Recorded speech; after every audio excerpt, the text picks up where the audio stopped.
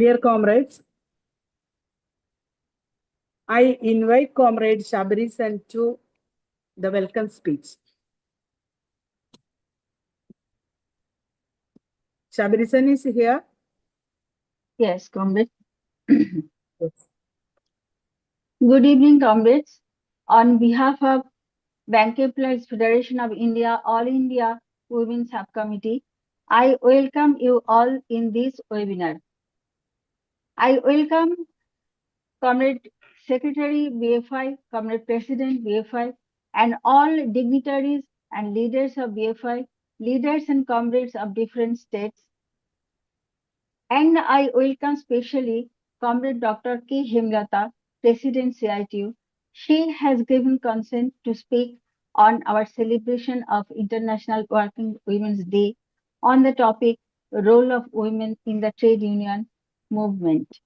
In this connection, I beg of you a few minutes to discuss in a nutshell the role of female employees in banking industry and how women employees are carrying loads in work as well as in trade union activities with their male colleagues.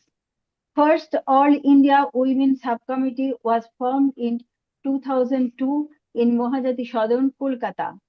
This convention was a part of BEFI conference held at Kolkata. After that convention, All India Women Convention was held in almost regular intervals, and in every BEFI conference, a half-day session for ladies has become a regular event. In 2002, Women Subcommittee has been formed to involve lady employees more and more in day-to-day trade union activities, to form Women Subcommittee in states, and to have women comrades in decision-making posts. After 23 years of inception in 2025, we have formerly a lady president, now a lady joint secretary in BFI, lady GC members from states units to the apex body. Some states have lady office bearers, and almost all the states have steady women subcommittees. In some states, we have women subcommittees in districts also. Almost all of our units have women subcommittees in the state level and some in all India level. Our women subcommittees participate in the progress program scheduled by our parent organization and also organize different programs in their individual endeavor. These programs may be cultural, social, or maybe protest agitation against atrocities on women. We raise our voice against atrocities on women in every state. Our After 2011, some recruitment took place in banking industry, though the number was not compatible with the need. In these recruitments, new employees are mostly women, and a large portion of them took membership of BFI. Now, the number of lady employees in banking industry surpassed 33%. We may say that an era of women has emerged in the banking industry. From 2023, BFI observes International Working Women's Day as Demand Day. All members, irrespective of their gender, wear badges with the demands. In this new arena, new situations may crop up which need intervention and conscious efforts to negotiate with managements. Now we want protection of women's rights, equal wages, and social security for all women workers, representation of women in all decision-making forums, implementation of 33% reservation in parliament and assemblies, to stop sexual harassment at workplace, safety and security in workplace, creche facility, and menstrual leave for bank employees, and separate restroom for lady employees in all offices. Comrades, in all levels, we are trying our best to achieve these. And though I know that increasing number of our lady members do not reflect in our organization or in our leadership. But one thing we all know, that if a woman is motivated properly, she can do everything, from the rocking of a cradle to rule the world.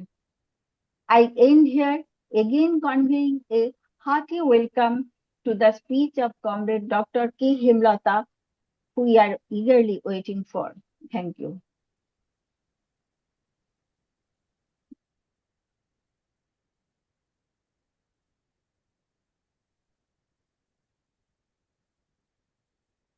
Comrades, respected Speaker of the Day, Comrade Dr. K. Hemlata, our President, our General Secretary, and great leaders of BEFI and other fraternal organization, and my dear friends and comrades.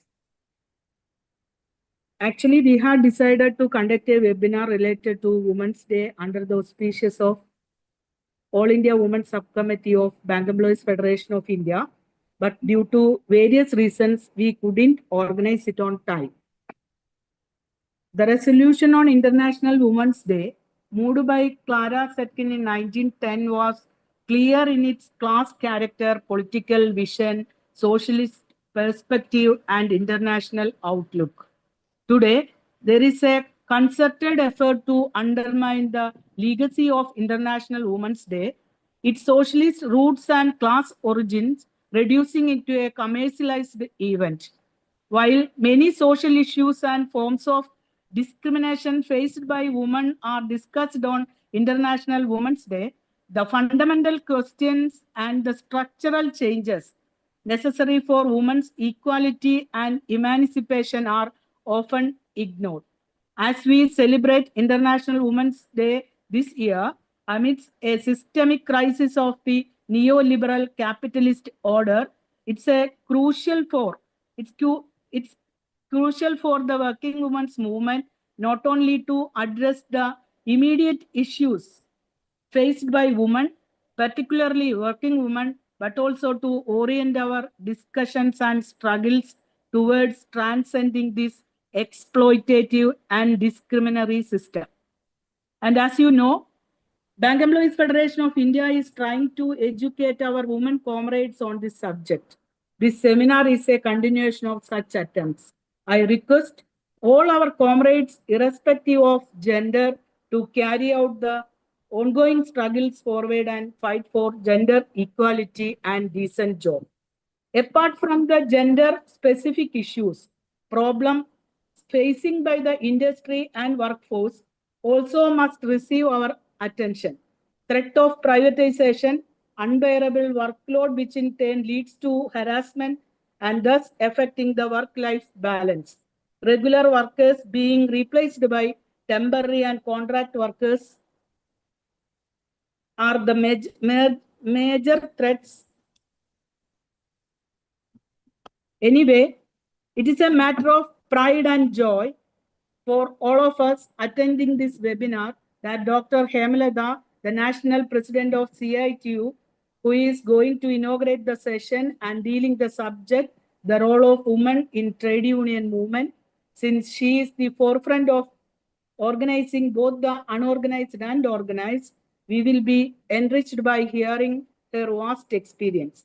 On behalf of Bank Employees Federation of India and all the comrades attending this webinar, I extend a warm and respectful welcome to Comrade Dr. Hemlata and invite her to inaugurate and deliver the speech. Thank you. Thank you, comrades. First of all, for giving me the opportunity to talk to you on the role of women in trade union movement on the occasion of International Women's Day. I appreciate the efforts of BEFI for organizing this webinar on the occasion of International Women's Day on this subject. Already, Comrade Vinita has told about how the International Women's Day is being commercialized under neoliberal era, how the roots, the basic roots of International Women's Day are being they are trying to subvert that and project it as something that women's achievement. Definitely, women have achieved. We have to celebrate women's achievements in all fields. But at the same time, we have also to remember that these patriarchal attitudes are prevalent even today. Under the capitalist system, patriarchal attitudes are prevalent, and that is being utilized by the system, by the ruling classes, to increase exploitation of women and also men of the working class as general for maximizing their profits. So the old feudal attitudes, instead of removing them, eliminating them, they are being utilized to further the profit maximization in the present society, and that has further increased under the neoliberal era.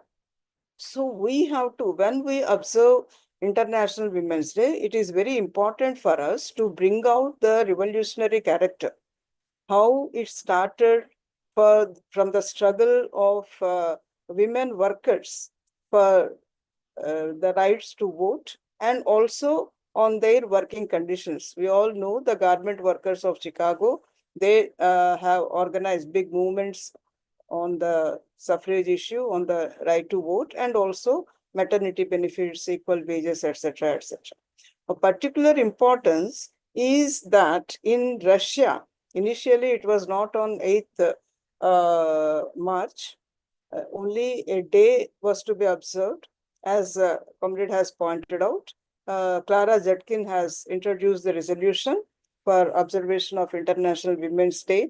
And since then, since 1910, it is being observed with increased participation of women across the world in many states. But in 1917, it was on March 8th that the women workers of Russia, demanding peace and bread, they have organized a very big march, and that has precipitated the movement and led ultimately in intensification of the revolutionary movement. And we all know about the October Revolution and the establishment of socialism in Russia, where women have achieved, means they made a big strides, and they achieved almost equality with men, at least officially. Of course, we cannot say that by just changing the society or by achieving socialism, patriarchal values and patriarchal attitudes will be totally eliminated and women will be treated as equal to men. Even in socialist society, there were differences. There was not total equality in the attitudes of society, though officially women had all the equal opportunities. But the basic thing, as Engels has pointed out in his, probably many of you might have read, Origin of Family, Private Property and the State. In there, what he mentions, why women have been relegated to the subordinate status after the private property, introduction of private property. We are not going into the details, but by socializing the means of production and distribution, the basis for equality is established. That is, the private property is eliminated and the basis for inequality of women is eliminated. So that prepares the ground for equality of women in all respects. So that is one thing, that that revolutionary character, that revolutionary understanding and spirit of International Women's Day has to be again retrieved and established today.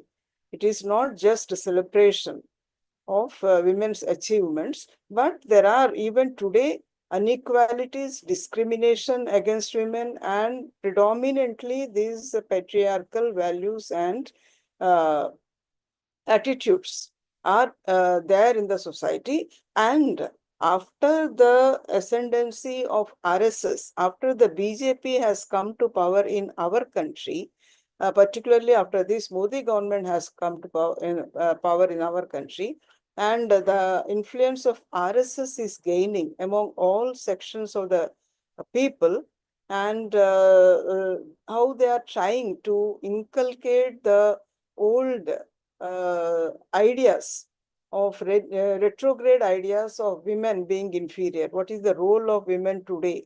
And mainly their work or their role in the society is to produce children, take care of the family, elderly, etc., etc.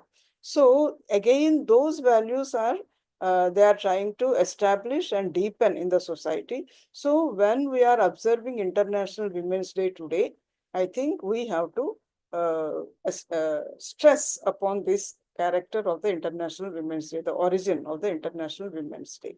And secondly, I am happy that BEFI has decided to organize this day on this topic, role of women in trade union, and also decided that this webinar should be attended by not only women, but also its male cadres and leaders, etc. So that is important because as you have told, when the first women's subcommittee was established and how now today women's role in the BEFI has increased and women are in leadership positions in different branches or different states, etc., in leading bodies, etc. So the understanding, CITU also has established women's subcommittee, women's coordination committee, what we call, in fact, CITU was the first in our country to establish a women's coordination committee at the national level in 1979. A few years after the CITU was formed, the first women's convention, working women's convention, was held, and there the All India Coordination Committee has been formed, and from there the state level, district level, etc., have been formed, and this last around more than 40 years, we have been continuously trying to increase the role of women in the trade union movement in the CITU. And as you have seen in the results, so we also have seen that the women's participation in the activities and decision-making bodies of CITU has also increased. So what is the objective? There were some arguments that forming this coordination committee, what is the purpose of this coordination committee and why there should be a division when the CITU itself is organizing both women and men, then why there should be a separate coordination committee? So the main idea was that women, the basic objective of CITU is to unite the entire working class, both men and women. So that is why when we want to unite the entire working class to fight against the exploitative policies of the government and against exploitation, and the objective of bringing about a change in the society to emancipate the entire society, so without involving the women in the struggle, these objectives cannot be achieved. So that was the main objective of CITU, understanding why a separate coordination committee was formed. That was the main understanding that in those days, actually, when the first convention was held, the women's participation was very nominal. CITU's membership itself, women's membership was only 7% in 1979. And today it is more than 34% or so. So this is the difference. And at that time, in the General Council, as office bearers, in the working committee of CITU, there were barely any women in those positions. But today, as you all know, there are women presidents and at the state level, and at the national level, women office bearers, women general secretaries at the lower level. These changes are there. So without involving the women in the trade union activities, it is not possible to strengthen the unity of the working class and united struggles of the working class on even the demands, common demands. But to strengthen this struggle, to attract women into the trade union movement, it is not so easy as we all know. Even today we find, I see before myself, a comrade preparing the rotis. Maybe she has attended the office and she has attending this meeting also, but at the same time she is also attending to her domestic responsibilities. So for women, it is a triple this thing. One is office work, then the domestic responsibility, and the trade union work. More than that, the main thing is that even today the general attitude is that women's role is in the house. She has to look after the family, look after the children, and look after the elderly, etc. But because it is not, the family cannot run on the income of one person. For most of the families today in our country, because the income of only the male member is not enough to meet the expenditure of the entire family, so it is necessary for women to go out and work, but only up to that. So she has to, because to meet the family's requirements, women have to go out and work. But beyond that, immediately after work, they have to run back to their homes and again start the family, domestic responsibilities. So one is the attitude, and the job of organizing the trade union work, it is mainly male. What our founder, President Comrade B.T. Ranadive, he used to say that trade unions are treated as bastions of men. So it is, they are male bastions. So women have no entry in that. But even on those days, women were participating in the struggles, in the mobilizations, in the strikes, etc. But at the same time, leading the trade union, playing an active role in the decision-making bodies that women were not thought to be capable of. And secondly, in the women also thought like that. Even we have encountered, when in the initial stages, when we were talking to women, they said that we are not capable of doing that. We can't do that. It is men, they know everything. So that is the attitude, the patriarchal attitude. And that is the reason why women were not included.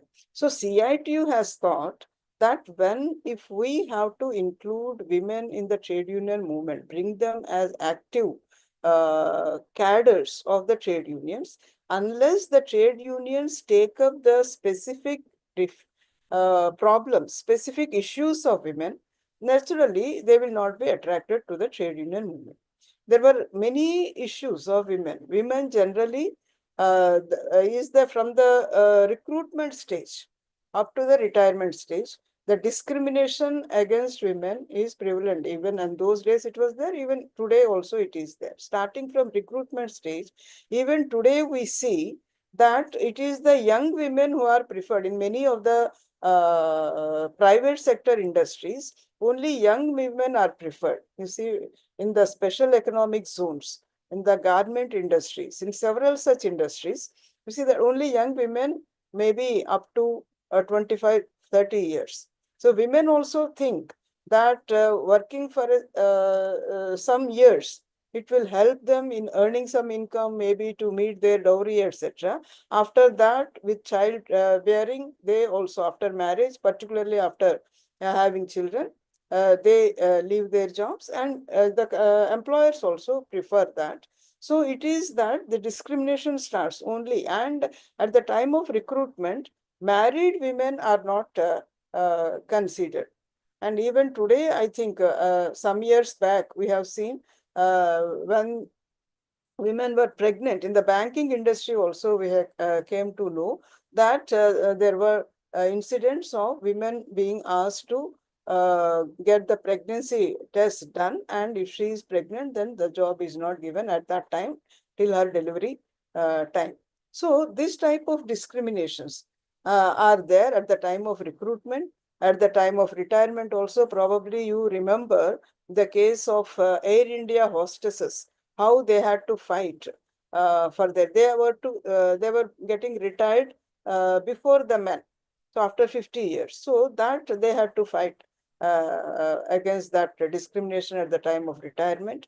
And in promotions, there is discrimination. Women having the same academic qualifications, experience, and other capacities, etc.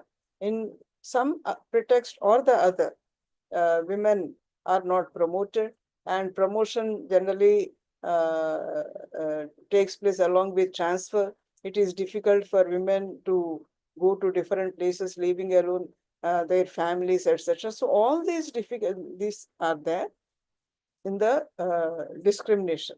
Similarly, other thing is in the wages. In wages also, we see today that in the unorganized sector, there is a lot of discrimination. And across the world, there is discrimination in the payment of wages. The women are concentrated in the lower so-called unskilled work. It is called unskilled work. Actually, it is not unskilled work, but they are concentrated in the so-called unskilled work where the payment is low. One is because these jobs are done by women, they are called unskilled and they are paid low. And in the such jobs only women are recruited. And that is there not only in the private or unorganized sector. We see in construction, women are paid low. Women do the same job, but the payment, the wages of women, daily wages of women is less. And in BD, you will be surprised. You may not be able to differentiate between the BDs. When you purchase BDs, it is not different. What the BDs rolled by men or the BDs rolled by women.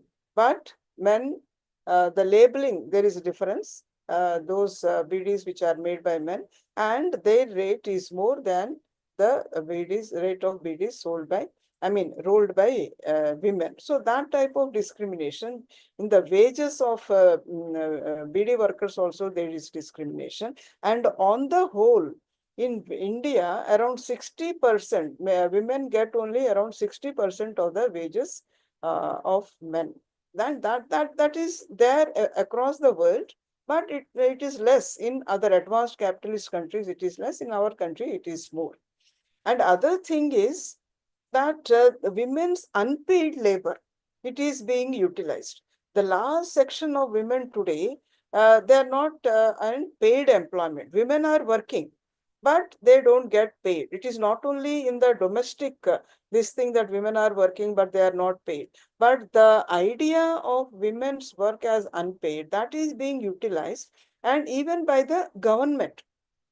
You see, today there are around 80 lakhs of women workers who are working in different departments of the government of India, different schemes of government of India. For example, the Integrated Child Development Services Scheme. All 24 lakhs Anganwadi workers and helpers are women. They are working under the government Women and Child Development Ministry. It is a scheme of the government of India, but they are not even recognized as workers. Today, ICDS scheme was started in 1975.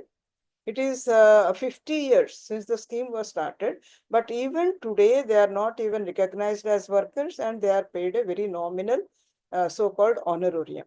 And similarly, ASHAs, the issues of ASHAs probably you might have noticed which are coming. They are playing a very key important role in the health of particularly in the rural areas, and they are working today. Around 10 lakhs women are working as ASHAs in the Ministry of Health and Family, but they are also not recognized as workers. Similarly, the midday meal workers who provide midday meals to the children going to the government schools, there are around 26 lakhs of them, but they are also not recognized as workers. So all these women employees, what they do, they cook food, they take care of the sick, they take care of the children's education and children's nutrition, etc. All these jobs which women in the families do. So as women in the families are not paid, their work is unpaid, the government utilizes the same attitude that these are unskilled jobs and they should be provided. So it is an extension. What the work which is done by women for their families is extended to the society, and as women are unpaid, they also are called social workers, and they're asked to do social work for the benefit of the society. And who will benefit? So that way the government is also trying to exploit them. And today such type of unpaid work is increasing under neoliberalism. With the crisis increasing, unpaid work is increasing, and women form a major section of the unpaid work by women. Women's work is mostly unpaid. And it is, for example, you see in the small enterprises, the small shops, or in the agriculture, small peasants, etc. Women do agricultural work. Women run the shops for the self-employed, but their work is not counted, their work is not paid. And this is being utilized because it is subsidized. For example, the Anganwadi workers and helpers, the midday, by paying them low wages, the government is spending less on that. And that way, the government is giving benefits to the, so many concessions to the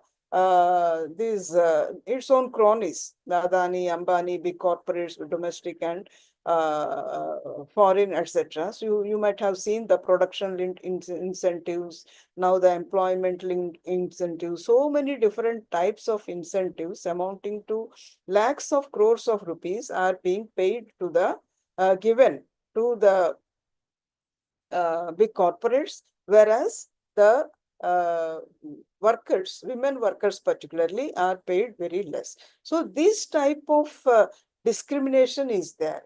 And similarly, another big problem is the sexual harassment of women workers. And there are so many issues, lack of toilets, even at the workplaces. When we see not only in the unorganized sector or in the construction sites or small shops, etc., but even in offices, both public sector offices or private sector offices, etc., separate toilets are not available for women. So unless these specific issues of women are taken up by the trade union movement, women will not be attracted to the trade unions. So that is one area. And the unions which are dominated by men, generally they are not aware of the specific problems of women, or they are not ready to take up the specific problems of women also. For example, when we were organizing, taking up these issues in the coordination committee, when we were discussing with one of our teachers union about the special separate toilets for women teachers, then what they have said is that there are no toilets for anybody. The classrooms are also not proper. The infrastructure is not there. Why you are raising the issue of specific separate toilets for women? That was the attitude of the male leadership. So it is not, it may not be a very big problem for men if there is no separate toilet, but for women, it is a very big problem. But they are not sensitive to the needs of women. So that was the reason, and that is where the question of including more and more women in the leadership positions in the decision-making bodies comes. So that was the idea with which CITU has formed these coordination committees, so that the issues, specific issues of women can be discussed.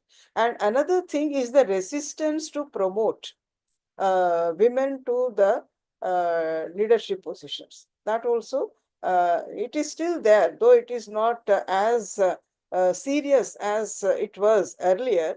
But even then we have started with, I'm just telling my experience because that may be there in your union also. In general, it is there. Starting from electing the delegates to the conferences. Women in general, they are not elected to the as delegates to the conferences. And then there was a we have decided that at least initially we started that there should be 10% delegation for women. In 1979, after 1979, in an effort to increase the representation of women in the conferences, CITU has started that we have started giving a quota that all the states should bring at least 10% of women in their delegation. that was not possible to achieve. Then as the women's membership in CRTU increased, when more and more Anganwadi workers are being organized and they came into this, and in addition to that, different sectors where women are working, like plantation workers, then the BD workers, etc., in addition to the Asha, Anganwadi, midday meal, etc. So then as the women membership increased, then we have increased, and today we say that it should not be less than 25%. Even today, I am telling you, whereas the women's membership is around 33, 34% or more, the quota is that at least not less than 25%, but in many states as much as their membership, women membership in their states. So that in the last 1 or 2 conferences, more or less, we have been able to achieve. So that the struggle starts in the representation of the union and the delegates in the conferences itself. So from there, we have to insist. And it is also, as I told, the attitude of women also. It is a triple burden for them. They have to work in the office, they have to attend to their children, they have to attend to their domestic responsibilities, and then they have to work for the union. And then the timings of the union, attendance into the meetings, they're all difficulties. I mean, many instances, even today, we hear that, okay, you have said that women have to be included in the committee, but they are not attending the meetings. What is the problem for women to attend the meetings? Mainly, it is the timing of the meetings. Mostly, we have noticed that the meetings take place in the evening, and it is very difficult for the women to stay there for the late night into the meetings and then going home. So all these things, the different problems are there for women to play an important role in the trade union movement. So this has to be understood by the male leadership and also the society in general, the family members of the women who are coming to forward. And today what we see, actually, when all these initial difficulties are overcome, they are faced, and from the trade union, active interventions are made to encourage women to participate in the trade union and interacting with their family members, explaining to them. Our experience is that today women are facing all these difficulties, and their participation in the trade union movement has helped not only the women, but also the entire trade union movement. So what I think is that one issue is that women specific issues has to be raised to attract more women.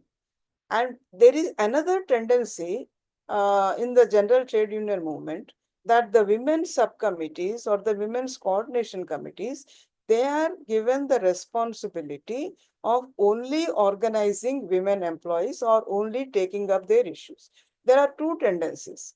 The subcommittees and the coordination committees, they generally feel that their responsibilities is only taking up women's issue, and taking up women's issues is not the responsibility of the union, but it is only the responsibility of the women. And the union committees also often think that once we have formed the women subcommittee, it is their responsibility. The union has no responsibility in addressing the women. In CITU, our understanding is that this is also doesn't help in integrating the women into the trade union activities in increasing numbers. And men also, there's the men's job is to address the issues of wages and other benefits, go to negotiations, etc., etc. And if there is any case of sexual harassment or any violence against women, such issues are only has to be taken up by the women subcommittee, and it is not the responsibility of the union committee to address the issues of sexual harassment. Of course, there are exceptions. We see that in some of the unions, particularly we have noted, I am not very much conversant whether the BEFI is taking up those issues or not. The BSNL Employees Union, they have taken up the instances of sexual harassment and mobilized the entire union on the issues of sexual harassment, not only women. When protest demonstrations were held, it is not only the women who have to give representation or who have to conduct demonstrations or protest actions if any incidents of sexual harassment or violence against women takes place, but it is the entire union mobilizing the men and women, all sections of women, that is the union has, then only women will be attracted towards the union. So that is one area. And other thing is that women's role is confined to observing International Women's Day. In many instances, we have seen that today women's subcommittees are there in almost all sections. Though it was CITU which has initially formed the Women's Coordination Committee at the national level and the lower level, but today not only the fraternal trade unions of CITU, but almost all the trade unions, BMS, INTUC, AITUC, almost all the trade unions have their women's subcommittees or women's departments or different things. And similarly, many federations also have their women's subcommittees or departments like that. But mostly their activities are confined to observing International Women's Day occasionally.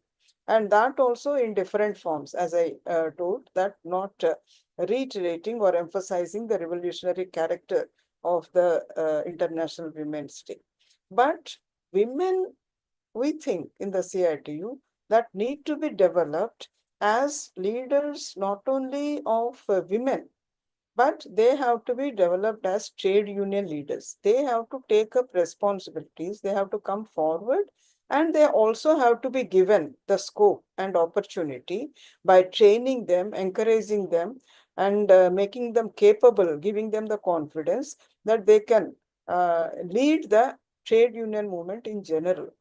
At the international level today, we have some women also, and in our country also, we have some trade unions where women are leading as the president or general secretary, like that. But in general, the attitude is that women's union, they will lead only women.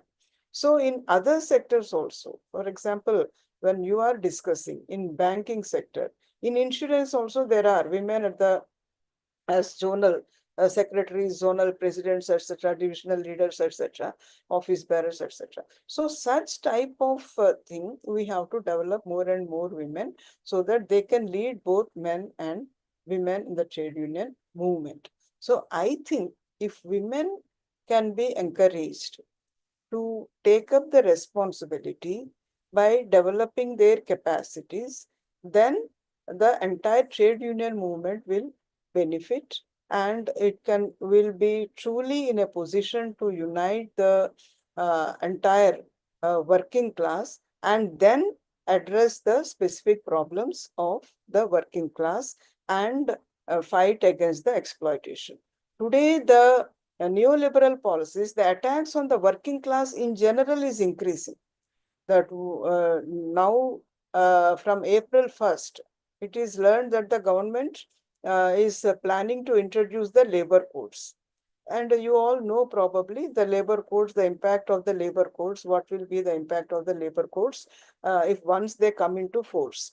And it is, though the labor codes have been enacted in 2019 and 20, mainly through the struggles of the joint trade union movement, we have been able to prevent their implementation. But now, after coming to power for the third time, the BJP government is trying to implement them, probably from first, they want to notify and for implementation from April. And the trade union movement is preparing for a joint countrywide general strike on 20th of May. And in this struggle, these neoliberal policies and the attacks on the working class, they can be thwarted only by a stronger trade union movement. And here, the influence of the divisive forces, particularly the RSS and the communal forces, their role in dividing the society on the religious lines and diverting the attention from the real issues, the day-to-day burning issues of the increasing unemployment, increasing price rise, increasing attacks on the basic rights of the working class, the workplace rights, and the democratic rights of the people, and the constitutional rights of the our common people. All these things, that is also we have to take up.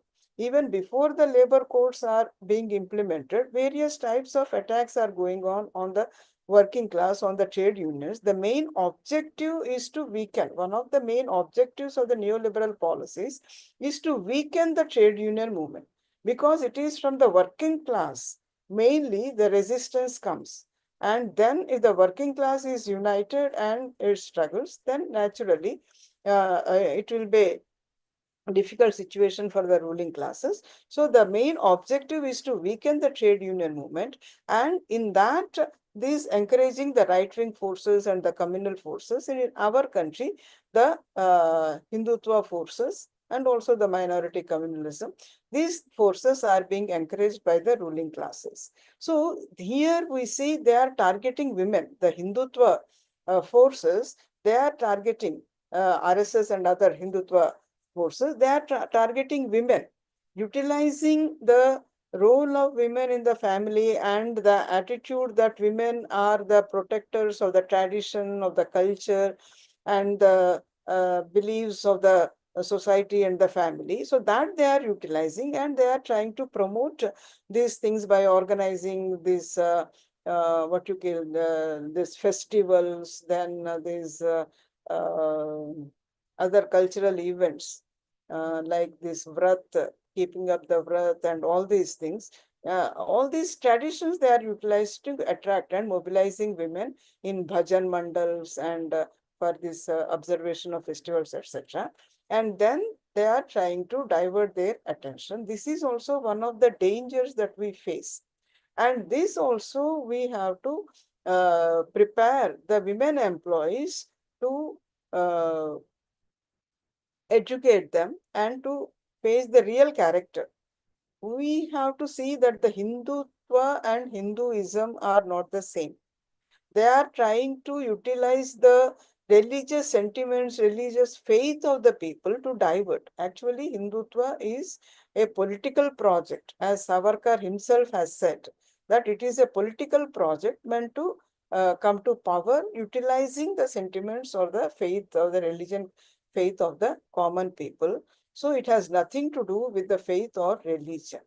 So that also we have to educate, and we have to create the scientific thinking and scientific understanding among the workers. So as trade union, that is one of the areas, and women, I think, have to play a active role in that. Women trade unionists, women trade union activists have to play a more active role in developing this scientific thinking among their own families and among the women employees in general, so that they will overcome these divisive forces and strengthening the unity of the trade union movement. So, generally, women have to play a more active role today, and it is the role of rather the responsibility of the trade union leadership to create that atmosphere in conducting the meetings, in creating the confidence for the women employees, etc., and particularly in creating the awareness of the present character of the society. As I told initially, this system itself, which is inherently exploitative, is trying to utilize the existing patriarchal attitudes in the society to protect the capitalist system and increase the exploitation. So this awareness of the need to transcend from this system, to eliminate the exploitative system, and to work for a socialist system. That also is very important in today's circumstances. Today, there are opportunities also. There are challenges. At the same time, there are opportunities. When we see today, larger and larger number of women are participating in the trade union activities. You see, in almost all the states, including in states which we generally consider as socially backward, like in Haryana or in Madhya Pradesh, in such states also, large number of women are participating in the trade union activities. They are facing police repression.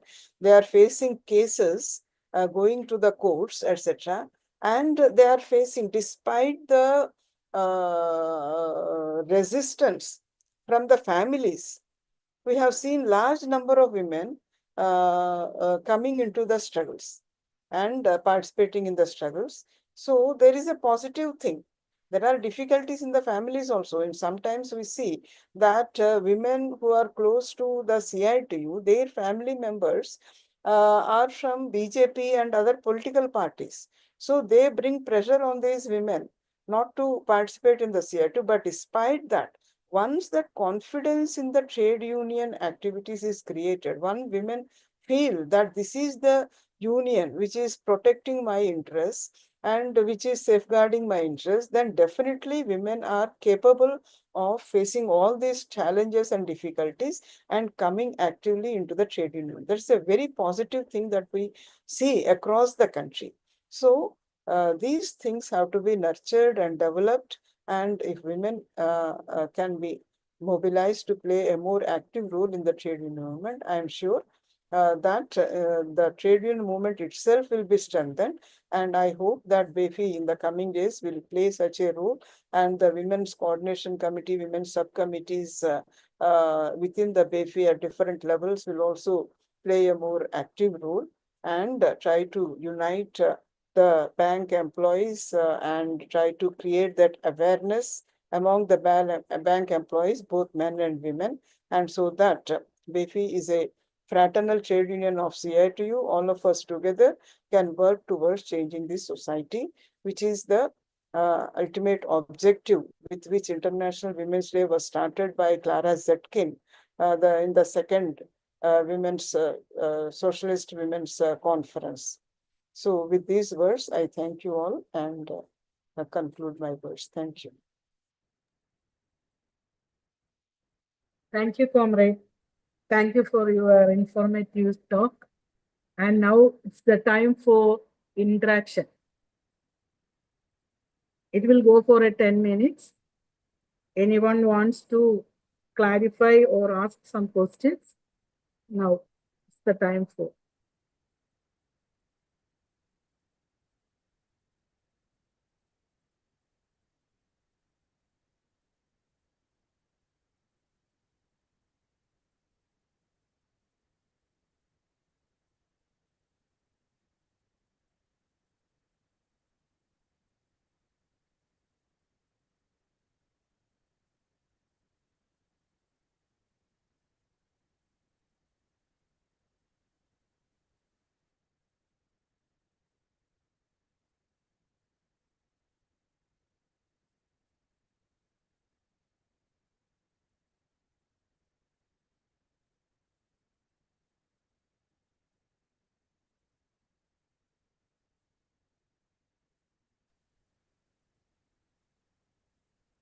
Comrades,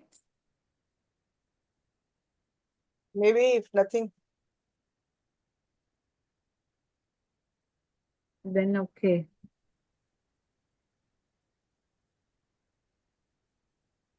No questions are there. So when I invite Comrade Harirao, our secretary, to speak some words. Good evening, comrades. Am I audible? Yes. Good evening, comrades. BFI has decided to conduct a webinar on the occasion of International Women's Day. BFI has also observed on March 7th as the Demands Day and badge wearing also. And in many of the states and many districts, the Women's Day has been celebrated and observed in a good manner. Though it has been planned to conduct a webinar within the month of March.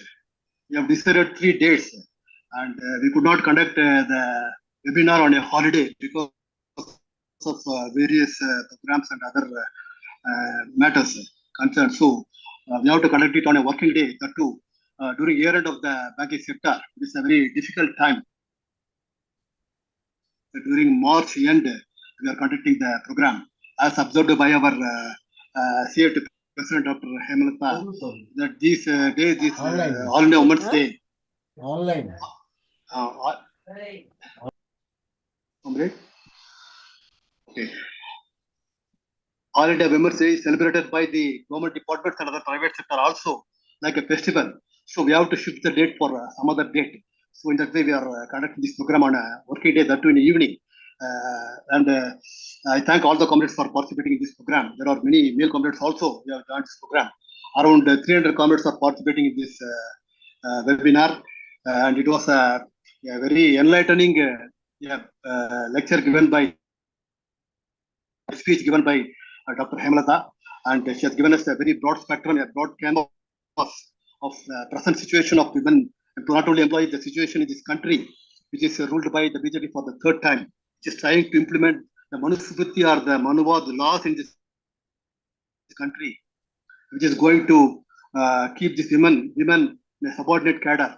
There will be only the slaves of the house, they will be kept. What Lenin has said that women are the domestic slaves, they are to the chains of the kitchen.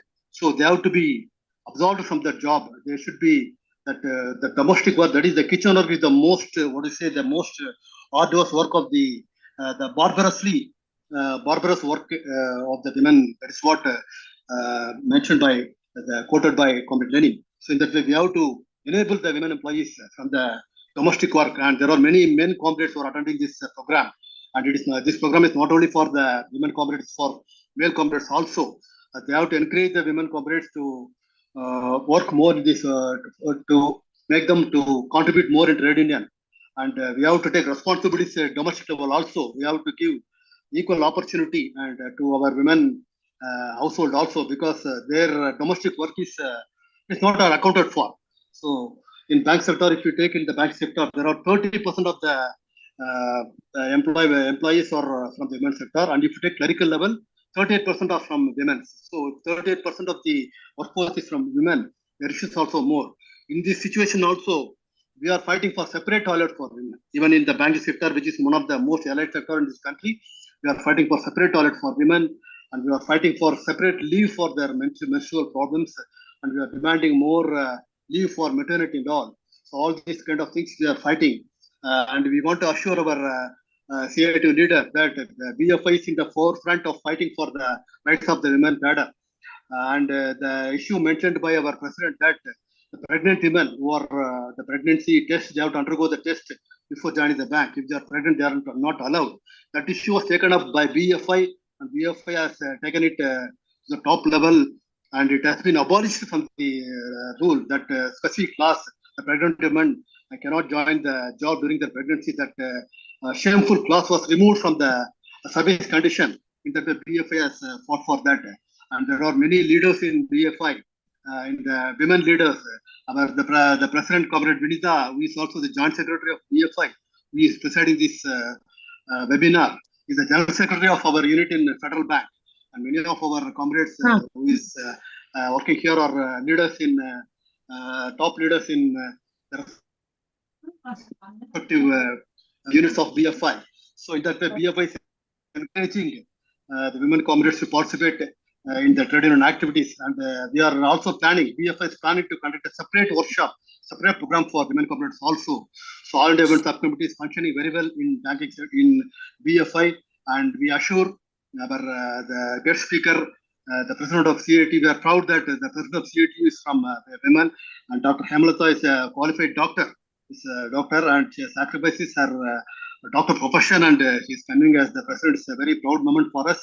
And I thank our president and president of CITU, and we assure you on behalf of, we assure you that definitely BFI will be taking all the steps to bring women comrades in active functioning of the trade union. And I thank for this opportunity, and I thank all the comrades who are joined in this webinar, which is conducted in the evening time on a working day. More than 300 comrades have participated. I thank all the comrades. Thank you. Thank you. Then I invite Comrade Dejidamor, our Women Subcommittee convener, to conclude the session and giving vote of thanks. Comrade Dejida. One comrade Devapriya said she has a question in the message, chat box. Comrade Devapriya. She's attending. Why you? I have a question. She in chat box she wrote. What's the question? Is she whether she wants to? No. Okay, comrades, we have time constraints. Dear comrades, the president of this national webinar, Comrade Vinita, and our chief guest and keynote speaker, Comrade Dr. K. Hemalata, our General Secretary of BEFI, our President, General Secretary Comrade Debashish Basu, and our President Comrade S.S. Anil, and all national and state level leaders attending, and my dear comrades. It's a great occasion that on behalf of BEFI, All India Women's Subcommittee, has successfully organized a webinar on the occasion of International Women's Day. As all we know, BEFI has already observed a badge wearing on 7th March. Of late, all departments, both government and public, private sector, they started conducting their own programs on Women's Day as Nida said, as a festival like celebrations. Hence, we had to, we trade unions had to find some other dates to observe international, not International Women's Day. We, some of our comrades always saying that International Working Women's Day.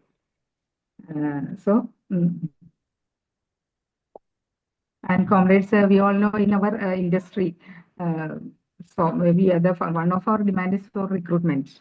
And casualization of labor, contractualization, etc. is going on. Lakhs of vacancies are kept unfilled. So, and actually this is more. I think women are mostly exploiting in this. The union management is always giving a lower wages and getting more profits, and also the unionization. In our industry, we have bipartite settlement is going on, but management is always not no, permanent job is not is denying. Then they can deny union activities for this. So our slogan is to reach the unreached or to organize the unorganized. And we know that the most casual contract and daily wages are women, making them more vulnerable for exploitation. This is a very crucial problem we are facing. I am just reminding. Anyway, Comrade Hemalata, I noticed that she emphasized on the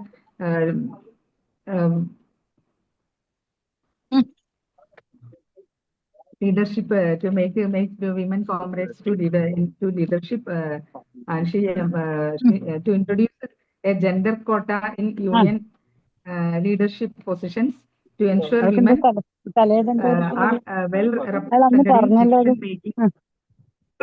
in women in decision making forums. We're happy to notice that, and she showed some examples they are implementing in CITU. She emphasized on it. Okay, I would like to extend my heartfelt gratitude and revolutionary greetings to Comrade Hemalata, President of CITU, for giving a provoking and a thought-provoking address in this webinar, and on the topic crucial role of women in the trade union movement. Thank you, comrades. And then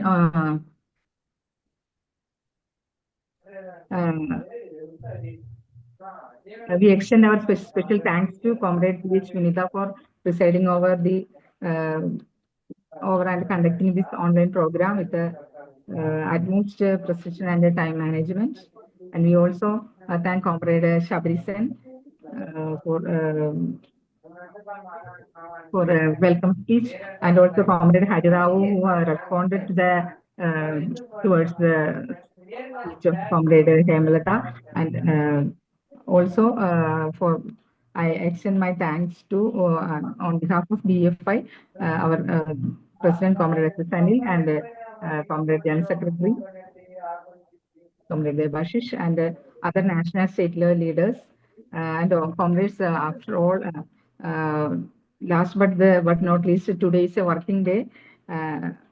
During annual closing, works in branches are going on. In spite of all this, many comrades have participated in the webinar on behalf of Women's Subcommittee. I thank all the comrades who make this webinar a grand success, and also Comrade Prashant, our Joint Secretary BEFI Kerala. He's the host of this webinar. He gave wonderful technical support to our webinar. Thank you all. Good night. Thank you. Okay, Rajita, the session is concluded. The number of participants is 323 and now it's 225. Thank you everyone for your participation and cooperation. Okay, good night. Okay, thank you. 325. 325. Thank you Okay, and good ഇത്ര night. കഴിഞ്ഞപ്പോഴത്തേക്ക് ഞാൻ ആ Very good. ചാനലിലേക്ക് ഇട്ടത് മറ്റോ Very good കണ്ടു number participation. Thank you all again. ഞാൻ അതിന് വഴക്കുണ്ടാക്കുമല്ലേ അല്ല അവരുടെ Comrade Narendra Naik is here. ഉണ്ട് Okay, Hello? comrades. You have Okay. made this meeting a very grand success. Paper More than 300 participated അതാണ് in the meeting. നല്ലത് പിന്നെ അതൊന്നും But salute to പ്ലാസ്റ്റിക്കൊന്നും Women അല്ലല്ലോ Subcommittee and other comrades. Okay. Thank you. Okay, okay, that's it. Thank you, all of you. Thank you. Okay, comrade. Thank you. Okay. Okay. എവിടെ leave ചെയ്യണത്? Leave കാണാനല്ലോ. Congratulations from BEFI Karnataka. Yeah, comrade Shenai. Shenai ma. How are you? Hamburg. Actually, I invited comrades from BSNL National Coordination Committee group posted the link. I don't know anybody has attended.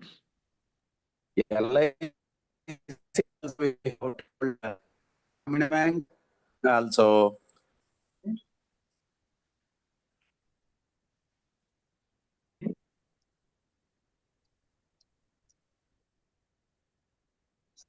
Great of comrades. Super. Comrade. Bye to all. Yeah. Hi, comrade.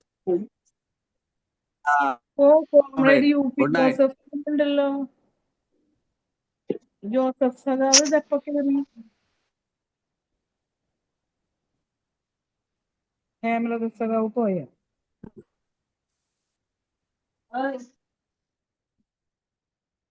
Ma'am, good night. Yes, comrade. Good night.